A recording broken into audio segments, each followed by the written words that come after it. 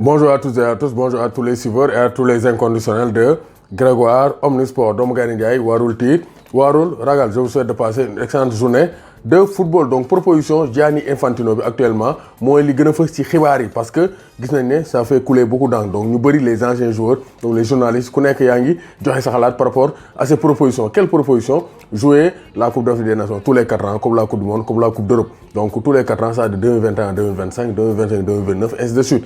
Maintenant, donc il y a une chose. Donc nous bëri ñu ngi joxe seen xalaat mais ñi d'accord nañ ñi d'accordul. Donc je vais vous donner la réaction des anciennes légendes, donc des anciennes gloires du football africain comme Joseph Antoine Bell nee na Infantino vole au secours de quel candidat? Ban candidat le Infantino bëgg donc may chance. Donc parce que gis nañ ne vraiment proposition bi kenn comprendre ko parce que CAN bi boo ko defee tous les 4 ans ça va tuer donc le football africain parce que gis nañ ne chaque 2 ans bu ñu footballee Coupe d'Afrique des Nations il y a des stars.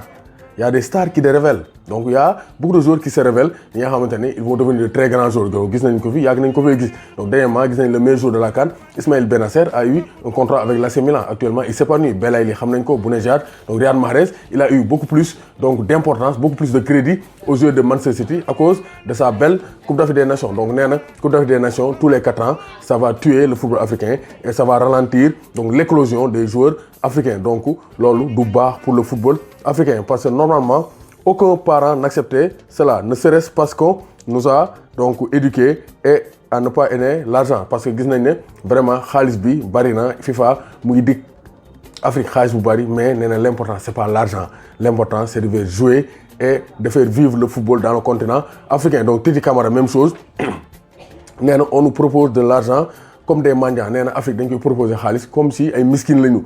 Donc CAN bi war ñu ko jouer tous les 4 ans. Nee na moom d'accordul parce que depuis les années 60 on joue la Coupe d'Afrique des Nations tous les 2 ans. Chaque année moom compétition joueurs yi di jouer donc di xeex pour gagner la Coupe d'Afrique des Nations. Am ay joueurs yi révélé wu am ay joueurs yoo xam ne dañuy confirmer donc ça c'est bon pour le football africain. Sinon bu ko jouer tous les 4 ans ça va tuer le football africain. La CAN est notre propriété. Nee na CAN bi Afrique moo ko moom.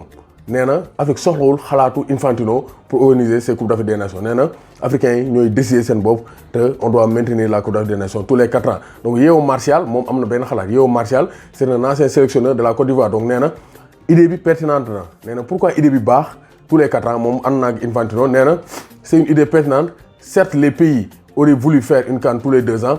C'est intéressant mais force est de reconnaître aujourd'hui que qu'on ne pourra plus le faire. Nee na actuellement moyen c'est pas évident parce que gis nañ ne Cameroun ce qui s'est passé 2 ans mënul tabax ay stade. Nee na ça va permettre donc au pays de mieux se préparer et chaque 4 ans ñu organiser Coupe d'Afrique des Nations déjà parce que pays yi participer bari na yokku nañ ko de 16 à 24 donc bu ñu joxee 4 ans pays bi organisé dina mën a pare à temps et dañ mën a jouer dans le calme et dans de bonnes conditions. Mais nee na aussi compétitivité bi donc dans les périodes creuses, c'est-à-dire bu ñu nee de 2021 à 2025 ou bien de 2027 à 2031 entre les deux ñu def ay compétitions régionales, c'est-à-dire Afrique de l'Ouest, Afrique du Nord, Afrique de l'Est et Afrique du Sud ñu def ay compétitions régionales comme ça nawetaan équipe nationale yi bon moom loolu la joxe comme proposition. Donc moom ànd na ak Gianni Infantino mais Salif Keita nee na ancien ballon d'or africain, ancien international donc malien, légende des Verts dans les années 70. Donc nee na j'ai peur que cela tue le football africain. Nee na ragal na ne bu ñu ko defee tous les 4 ans day rey le football africain. Donc pour man sax